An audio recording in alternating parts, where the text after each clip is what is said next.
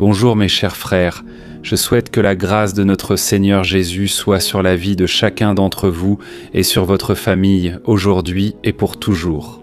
Amen. Je suis le pasteur Antonio Junior et je suis très heureux, très reconnaissant envers Dieu pour une nouvelle opportunité. De pouvoir entrer chez vous, d'avoir accès à vous et de pouvoir partager la parole de Dieu.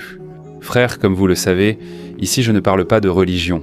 Je prêche seulement l'Évangile, qui a transformé ma vie il y a de nombreuses années et, j'en suis sûr, peut transformer la vôtre aussi. Il suffit que vous ouvriez votre cœur, que vous mettiez de côté tout préjugé et que vous compreniez que Jésus transcende toute religion, toute institution créée par l'homme.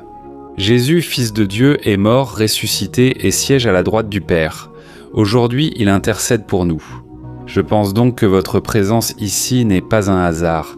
Dieu avait préparé ce moment pour toucher votre cœur. Amen. Je sais que je parle ici à des milliers de personnes, mais j'aime toujours imaginer que c'est seulement vous qui m'écoutez. Vous qui avez souvent traversé des épreuves, des difficultés. Mais aujourd'hui, je veux parler avec vous, spécifiquement. Vous qui vous sentez la pire personne du monde, cette personne indigne d'avoir une relation intime avec Dieu. Si vous faites attention aux messages que j'apporte ici, ce sont des messages simples, parce que je veux que vous compreniez que l'Évangile est simple. Jésus lui-même a dit « Je suis le pain de vie, le pain descendu du ciel ». Vous savez pourquoi Jésus s'est comparé au pain ? Parce que le pain est accessible à tout le monde. Même une personne très simple, n'importe où dans le monde, peut avoir accès au pain. Alors Jésus, il veut être accessible pour vous. Toi qui, bien souvent, te trouves si faible, si incapable. Aujourd'hui, ce message va toucher ton cœur, y compris mes frères. Le but de ce message est de vous montrer que n'importe qui peut avoir une rencontre avec Jésus, peut être transformé par lui. Tu sais ce qui se passe ? Je regardais une vidéo sur Instagram d'une jeune femme racontant son témoignage sur ce que Jésus a fait. C'était un miracle et elle était émue. Mais alors, mes frères, il y a eu une personne qui a fait le commentaire suivant. Il a dit ceci. Pourquoi est-ce que les gens se convertissent justement au moment où ils touchent le fond du gouffre ? J'ai trouvé cette première question intéressante, car les gens jugent souvent quelqu'un simplement parce qu'il traverse une épreuve. Maintenant, elle veut aller à l'église, elle veut chercher Dieu, comme si la personne qui l'a jugée était assez bonne pour chercher Dieu. Frères, la Bible dit que nous sommes tous éloignés de la gloire de Dieu et qu'il n'y a personne, pas un seul juste, qui cherche Dieu. Autrement dit, c'est Dieu qui est venu à notre rencontre, c'est Dieu qui a pourvu à notre salut avant même que nous le connaissions. C'est parce que, frères, nous nous sommes tous corrompus à cause du péché qui est en nous.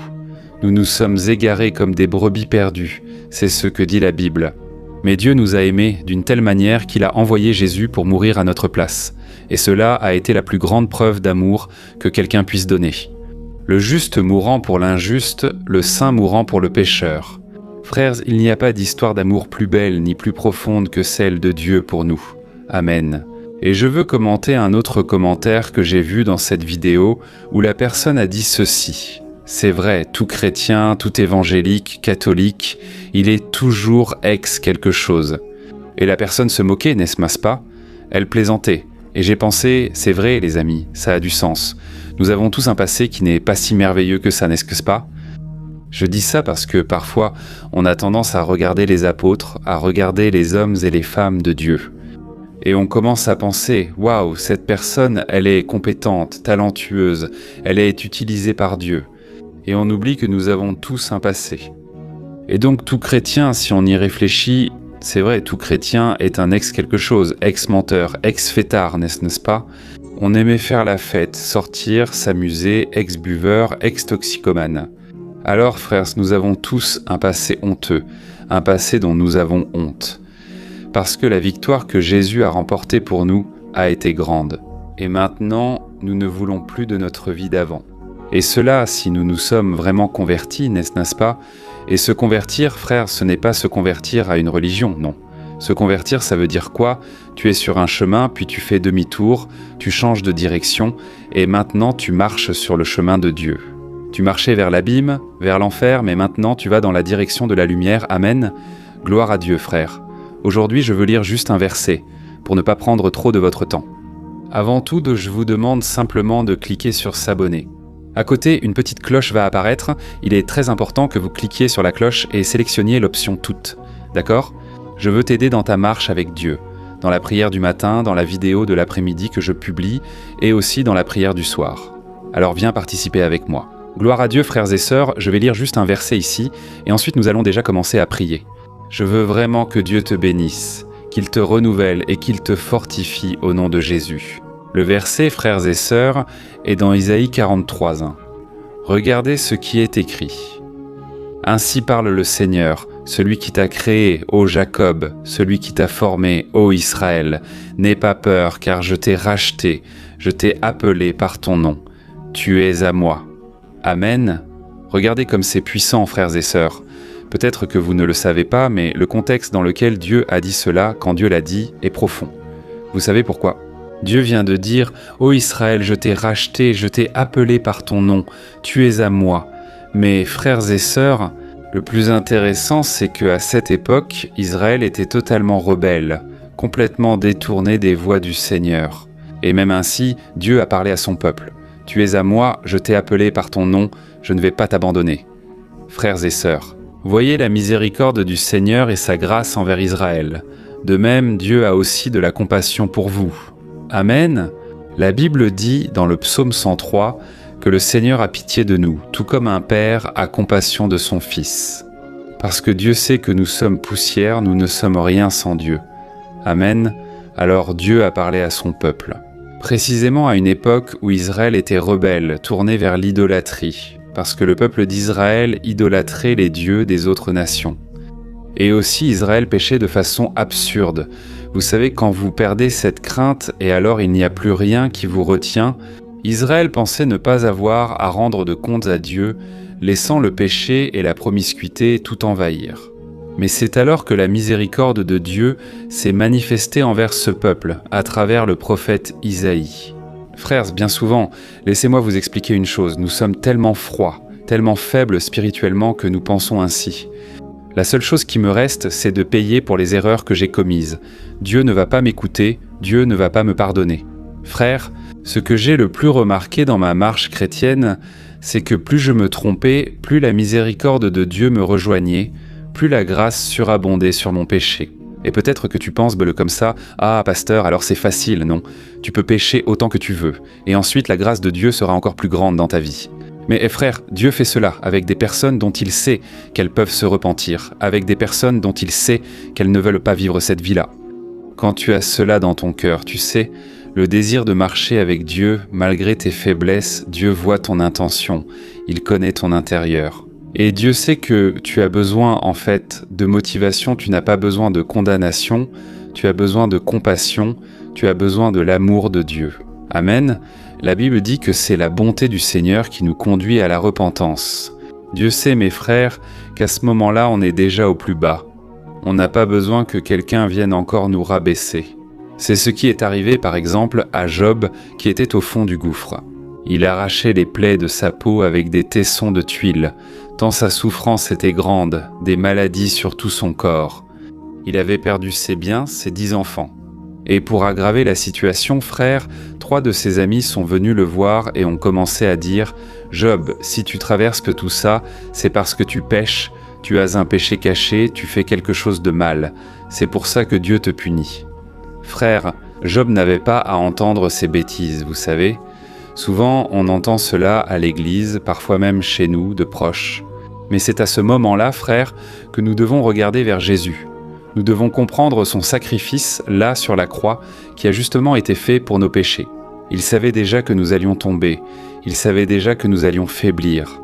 Et maintenant, son invitation pour nous est « Abandonne cette vie de péché, sors-en au plus vite pour ton propre bien. » Amen.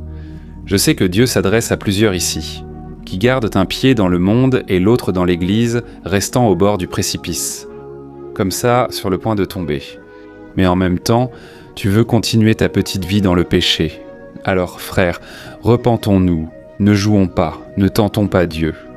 Mais en même temps, je dois te dire, Dieu connaît ton cœur, Dieu sait si ton désir d'être avec lui est sincère. Et si c'est vraiment sincère, la miséricorde de Dieu est certainement avec toi. Amen.